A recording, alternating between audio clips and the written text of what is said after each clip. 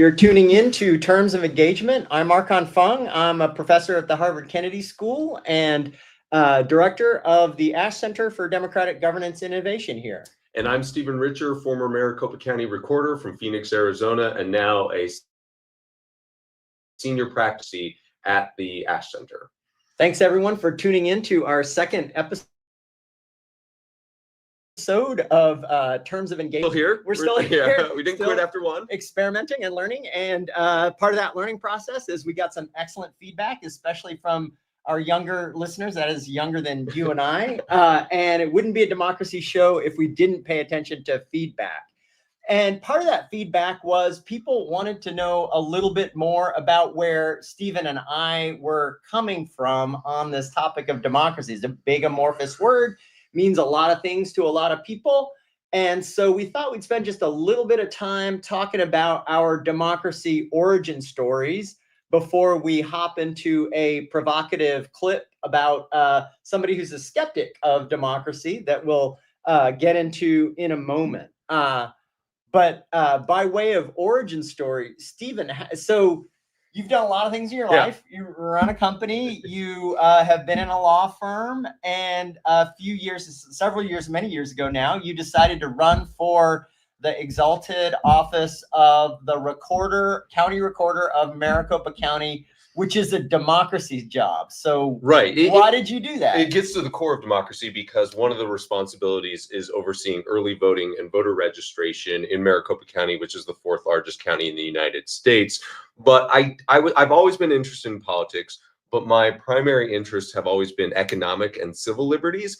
And I sort of viewed political liberties and democracy as really a means to an end rather than an end in and of itself. So civil liberties, economic liberties were paramount. So it's a substantive concern, freedom. Correct. Yeah. And throughout the course of human history, we've solved a lot of our economic and civil liberty concerns by having wars, by killing people in various ways. And so instead, if you have a liberal democracy where most rights are completely out of the question and you can't touch them, they're preserved for the individual, and then you designate those policy items that are up to debate and you put those in the political arena and you solve it through a democratic process which broadly enfranchises hopefully a lot of people such that they feel like they have a mechanism for changing government that isn't simply going to war.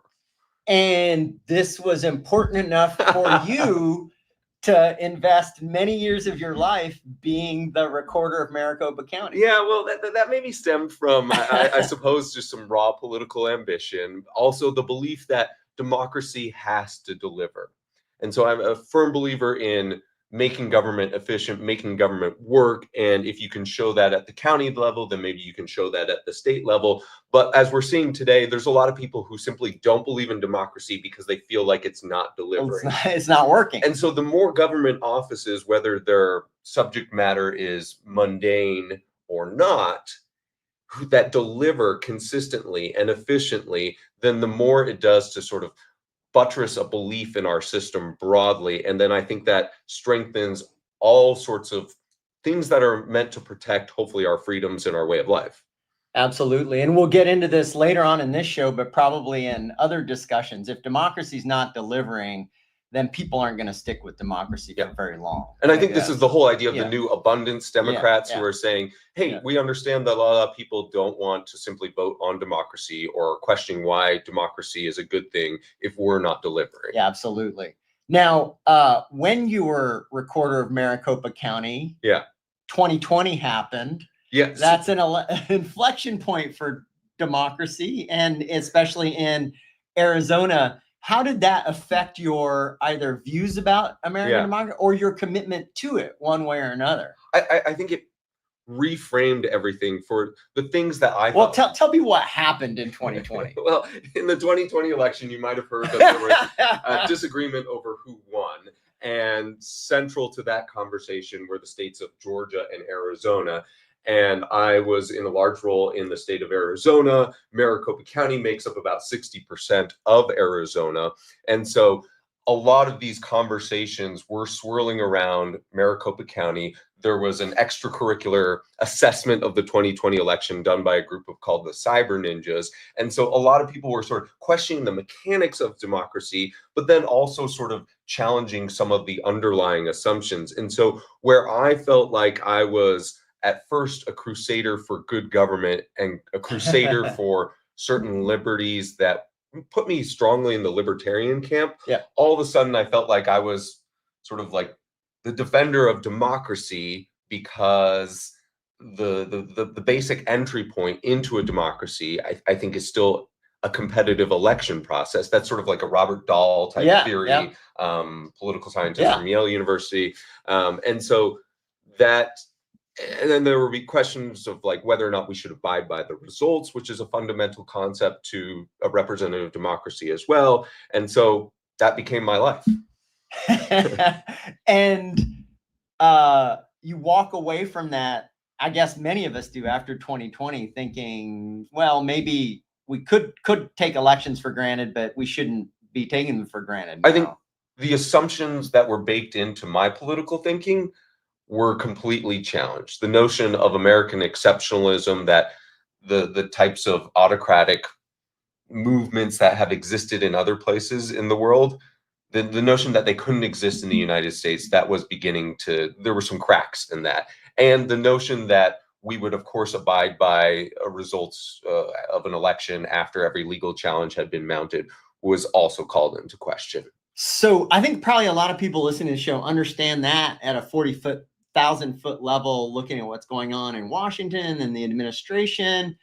What I want to hear a little bit more about is how it feels at the county level. So you go to some unpleasant town meetings where people do not believe that you counted the votes properly. Yeah. So that's a bad meeting. That's not shaking the foundations of your faith that, oh, elections are going to govern America from, or is it? I in some ways, when you realize that there's just this crisis of confidence, and then there's a reluctance to abide by the long-standing rules of the game, when it no longer becomes a question of fact or just wanting more information, and it instead becomes a question of whether or not you're going to abide by the same principles, the peaceful overturning of power that we've long abided by. Like it shook. That did more. Yeah.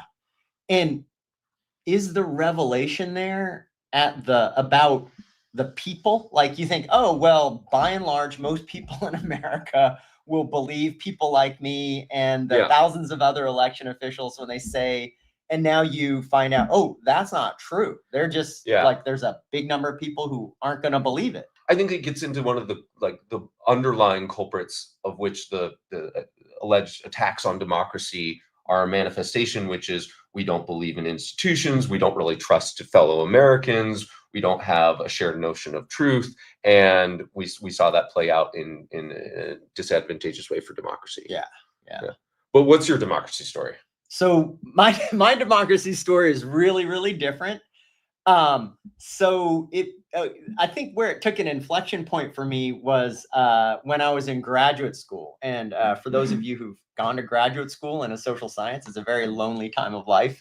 The loneliest part of it is writing your dissertation. Okay, so you're sitting in the library, Carol, just cranking away, reading books. Well, I'm not in the library, Carol. I'm taking buses all around the south side of Chicago. Okay. Because my dissertation is about people in neighborhoods trying to get a little more responsiveness out of public services, out of police and schools in Chicago. And so my dissertation is about how people in neighborhoods interact with police and schools in Chicago. And it's got a bunch of pieces to it. It's a whole dissertation. But just to give you a little sense of it, in Chicago in the late 80s, there was a law that made every school governed basically by the neighborhood. Every school, even today, is governed by an elected school council of 6 community members, 2 parents, or 6 parents, 2 community members, 2 staff, and the principal. Okay. And that local school council won for every of all of the 500 schools in Chicago. They can hire and fire the principal. They approve the school budget. So a powerful position that's at the closest level to Yeah. the actual voters. Exactly. And then so what really got me on this democracy journey is I saw people in neighborhoods using voice and power to bend the arc of this big, bad, unresponsive city government, which is the police department and the school system, a little bit to kind of get what they want, get a better education, be able to work with police officers, be able to work with parents. So for me, where you begin with liberty, for me, it's about voice. Okay. It's about people in neighborhoods being able to get something. And were they effective? In many places, they were effective. In many places, Okay. they were not effective. But again, that's one of the prepositions that I think people are challenging these days, that they can't have that, what you witnessed while doing your dissertation. Yeah. And so a part of my democracy journey is about always trying to figure out, well, keeping a faith that they can have that, but that it's a hard thing to figure out. How do you make it so a city government is more responsive to all the people in it, or a national government, or a Democratic Party, or a Republican Party? So there's lots of ways in which people approach democracy. You and I have approached it differently. There's lots of ways that people define democracy, and we might get into that a little bit differently. But we both know that people are even just sort of questioning, is democracy the right course forward for the United States? I think we sort of think of it as just a fait accompli in the United States, although, you know, obviously that depends on what point in history you were in terms of who was enfranchised in the democratic and who process. You are. But I think there is some measure of taking it for granted in the 21st century in the United States, even though it's a pretty radical concept in the course of human history. Yes. But so we wanted to play a video clip that sort of tees up, I guess, one particularly poignant recent skeptic of democracy. So we're going to play that film now, that little clip now. Democracy? No, I don't. Absolutely not. What do you believe in? Autocracy. By who? Honestly, quite frankly, anyone who is in line with Catholic teaching. Donald Trump is not Catholic. Of course, he's not. I completely agree, and that's part of the problem. You don't support Trump? No, I don't. I didn't even vote for him. I wrote in like John Pork or someone. I can't even remember. Why did you vote if you don't believe in democracy and you want autocracy? Well, because quite frankly, I voted. I kind of voted just to. I came with this argument, but I'm bored of my own argument. I'm much more interested in this. So yeah, absolutely. How do we get to an autocracy? I think, quite frankly, that if we are able to enact local leaders. Who is the we, by the way? I think, quite frankly, these far-right conservatives sitting right around White me. people? Yeah, no absolutely.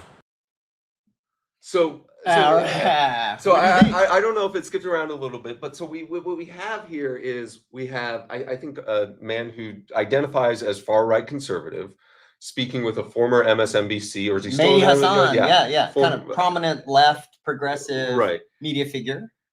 And openly saying that he doesn't think democracy is the way forward. It's not just about his side has lost elections that he wanted to win, but he doesn't even think that democracy is the right solution. He even says something like an autocracy. And so I think the first place we need to start is how are we even defining democracy? Because when I went around to a lot of Republican grassroots meetings, one of their favorite things to say, if you said, you know, and we've got to protect democracy, or we've got to preserve democracy, people would say, we're not a democracy, we're a constitutional republic. To which I say, you know, we're a banana, but that means we're also a fruit, sort of thing. And democracy encompasses that. But what are sort of the broad strokes that you think of when somebody says democracy? Well, I think one of the most important things is political equality, is everybody is an equal citizen, regardless of what they believe. And part of that equal citizenship means that they get an equal voice in determining where society goes, whether it's by direct democracy or by voting for someone. And that's the surprising thing about this video is that's the premise that the young man is rejecting. He's rejecting political equality. I don't know what the rest of his views are, but part of it is, if you're not a Catholic, then I don't think you should have as much of a voice in deciding how society goes, which is very disturbing. Yeah, I mean, I sort of want to strip out sort of the religious hierarchy yeah. that unfortunately sets up some Or racial hierarchy Right. as well. And I don't think that worked out well for his employment status. But the point, like, I looked up some statistics, and about a third of young Americans, as defined under 30, and Tova from our office does a lot of studies on this, are having real doubts about democracy. So for me, the core concept of democracy is that voice component that you talked about, that there is a competitive process Yes. by which ordinary citizens have a voice and have the ability to impact the trajectory of the government in some form or fashion. Now, that doesn't mean that they can vote on everything. That doesn't mean that if I get all of my buddies to say Archon has to give us all of his dollars, then like you have to do that, because there might be some rights that are screened off or something like that. But there has to be some mechanism for individual citizens to be able to affect his government. Yeah. He doesn't believe in that. He doesn't believe. So that's one thing, is the voice and equality part. There's a lot of things that democracy is supposed to do. And I think the most basic thing that it's supposed to do is peacefully solve the problem of pluralism or difference, right? Every society, whether it's a huge one or just a tiny one, people have different views. They have different views about who God is. They have different views about what our individual rights are. They have different views about how progressive the tax rate is. But as he said, most societies in human history have not settled those differences democratically. They've had a king, they've had a strongman, they've had a junta, they've beat each other over the head till the last person decides what the truth is. In a democracy, you decide fundamentally at the ballot box. And that's what he's rejecting. Is he's like, okay, well, I understand we live in a plural society, whether it's could be about the tax rate, could be about religion, could be about race, whatever. But he doesn't want to settle it democratically. No. So when pressed on that, he sort of struggles. He does. And he says, like, well, how would you determine who the autocrat is? The challenge for anybody who believes in an autocracy is, you might want your autocrat, but you might not want the other person's autocrat. But setting that aside, and just assuming we can have a broadly agreed upon autocrat, should we be having sympathy for this type of worldview right now? I think this clip is provoking a lot of interest on the internet, in part because it goes against the grain of what we're, quote, supposed to think, right? But also because we've seen some people on the internet be like, hey, maybe we should be questioning this model of government. Do you have any sympathy for that individual, setting aside the race and religion stuff? Yeah. So I think there's like a medium bad argument for autocracy and a terrible argument for autocracy. Okay. And I think he makes the terrible argument. So the medium argument for autocracy is, it's the delivery argument, right? It's okay, well, if we get somebody up there who's not democratic, he's not elected, but he's good at running stuff. And we all want the economy to grow. We all want the buses to run on time. At least we'll get that. So I call that kind of a common good oriented autocrat. There's a common good. This is like a Singapore type. It's like, I think that would be Singapore would be the example like that everybody points to. The streets are clean. GDP grows by 10% every year. And we have a more orderly society. Now, if you spit gum out on society, it's not then good for you. You're stripped of your civil liberties immediately. But the streets are clean. Right. And I personally think that you could squint and say the Chinese regime from like 1990 to maybe 2010, the People's Republic of China was kind of like that. It's the most successful anti-poverty program in human history. Not good if you're a Uyghur, not good if you're in Tibet, but by and large, a lot of people benefited. Now, I think I say that's like a medium bad argument for autocracy, because you got to keep thinking, you roll the dice and you're going to keep getting double sixes. You're going to keep getting a Lee Kuan Yew. And I just don't think that's likely. Now, he makes a very different argument for autocracy, which is, I want my view to run society, which is the terrible argument for autocracy, because, I think for a lot of reasons. But but now make the case for democracy, because I will say that all too often I fall into we shouldn't upset the apple cart. The combination of a liberal democracy, rule of law, and a market economy has brought billions of people out of poverty. It has completely transformed the human history, and therefore we should Don't stick mess with with it. it. Yeah, Yeah. but that's the small not C conservative in necessarily you. a Yeah. compelling case to a 20-year-old who is struggling to find a job, Post-financial crisis young person. thinks he'll be able to Yeah. afford a house when he's 55. And so to the extent that you've given it thought, have you made an elevator pitch for democracy lately? Well, I just want to hear more about what the alternative version is. And so this guy articulated one. I don't think that's going to help lower the rent. I think that all of the versions of helping that young person out, get their first job or their third job, or lower the rent or buy that first house, pretty much, I think all of the promising versions occur within democracy. So, but you're resorting to saying I like democracy because I don't like any of the other forms of government. And while I think that's historically well-founded, like it's very dissatisfying as an answer to say, nobody wants to be asked to the school prom because they were the least worst option sort of thing. And so when I talk about democracy, I talk about our ability to affect government, our ability to have a say in our community. I think that oftentimes talking about democracy on a much more local level is more impactful. So returning to your dissertation experience, I think school boards are maybe where you can have the most effective conversation about the qualities, the benefits of democracy, because if you don't like something, you really can have an outsized influence on changing that, whereas other systems of government, that would be foreclosed to you. Yeah, so I think there's a couple things democracy's got going for it for the young person, although it's a little abstract, right?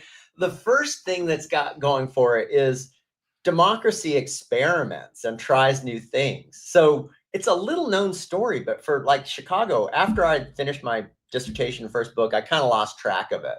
But since I left, for like the last 20 years, the Chicago public school system just has been improving on graduation rates, college, that's teacher not quality. the narrative. That is not the narrative. Yeah. It's absolutely the case. And that has happened a little bit through the parent voice and local school council, but it's also happened because the bureaucracy's gotten much more responsive and much more nimble and much more close to those parents and communities. And so that's for me, a great example of democracy delivering.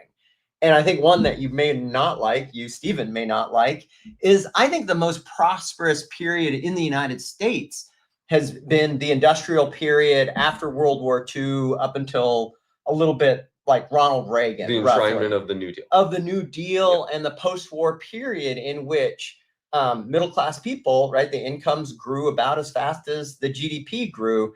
And part of that was kind of a balance of power between employers in industry and workers in industrial unions. And so that's another thing democracy's got going for it, is a balance of power. And with the autocrat to deliver cheap rent or affordable groceries, you have to depend on a pretty nice autocrat rather than your balance of power. So taking it in the terms of balance of power and the through line between the individual citizen and government, has democracy in the United States improved over the last, let's say, 50 years? So simply as a matter, we usually default to that by how many people have voted, have people had access to the polls, because that's an easy proxy for democracy.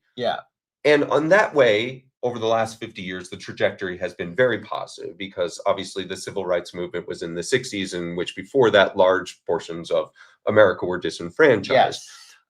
But as a matter of that connection between an individual citizen and what the government does, do you think that that's been weakened or strengthened over the last 50 years? I think it's been weakened.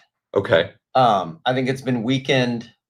We'll get a lot of feedback on this. I think it's been weakened in part because of the large influence of money in politics.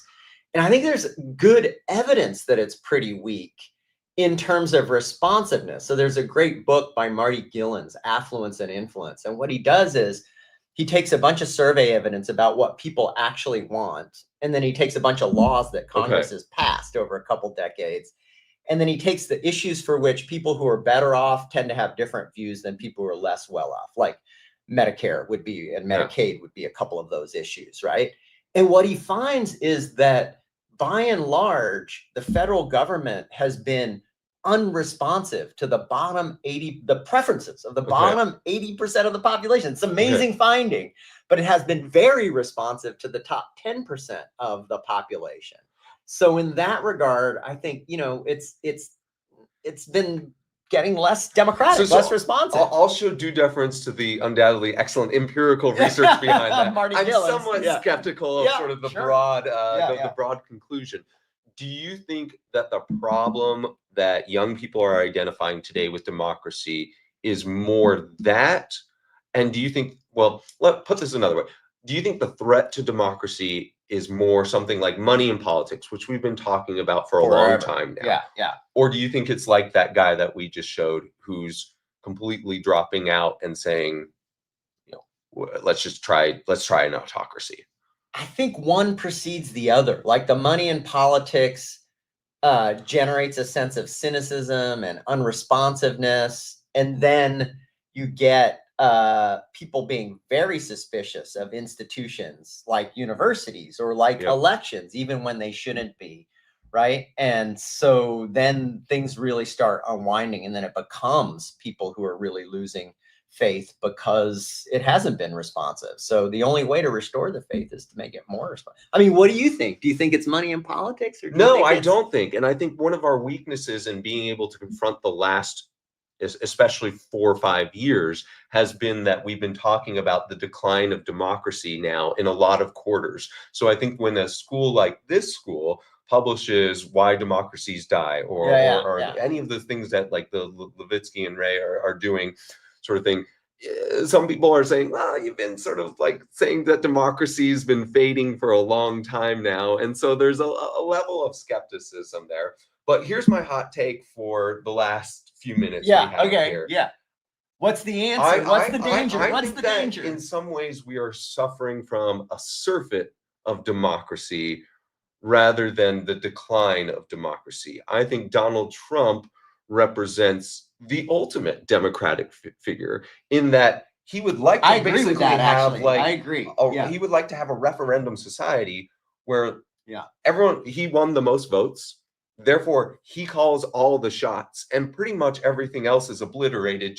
Any checks and balance, any other branches of government, any processes, maybe even any civil rights, because he wants to live in almost sort of a pure democracy where he has won this, and therefore he is imbued with power. And it arises out of this sort of what the founders feared, with these unchecked animal passions that give, have a lot of momentary interest, and then elect somebody who's, I think even by his own terms, he would say he's a demagogue who stirs that.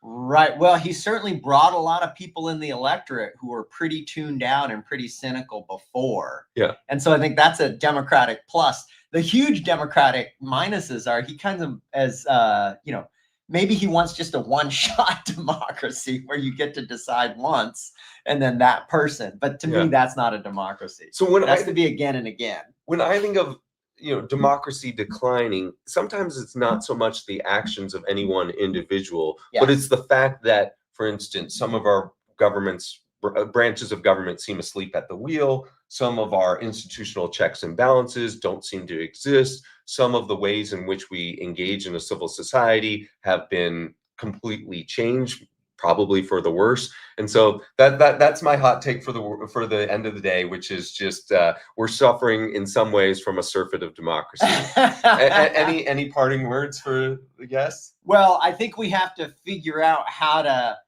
to take all of this energy, both the anger, but then also the democratic energy, people showing up for Donald Trump and other people, and craft it in a more liberal democratic election that does respect people's rights and civil liberties. Well, thank you very much for joining us at the Ash Center. This is Archon Fung, Stephen Richer. Again, we are speaking only for ourselves. We are not speaking for Harvard University or the Ash Center. We hope that you will join us again next week. And if you have any comments, questions, suggestions, ideas, we're just starting off doing this. This is week 2. We'd love to hear from you, and we'd love to hear how we can continue to improve this. Thanks for joining, everyone. And thanks, Stephen. Thanks, Archon.